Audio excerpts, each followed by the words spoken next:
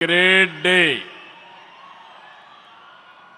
ఆంధ్రప్రదేశ్ చరిత్రలో శాశ్వతంగా లిఖించదగ్గ రోజు.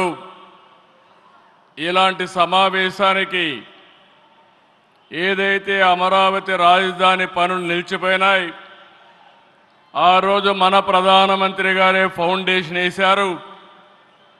5 సంవత్సరాలు విధ్వంసం జరిగింది.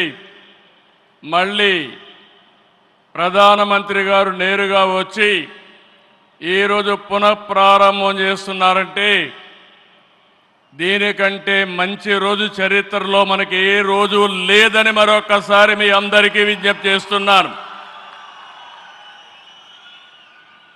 అలాంటి ప్రధానమంత్రి నరేంద్ర మోడీ గారికి రాష్ట్ర ప్రజలందరి తరపున మనస్ఫూర్తిగా స్వాగతం, సుస్వాగతం, ప్రత్యేకమైన అభినందనలు.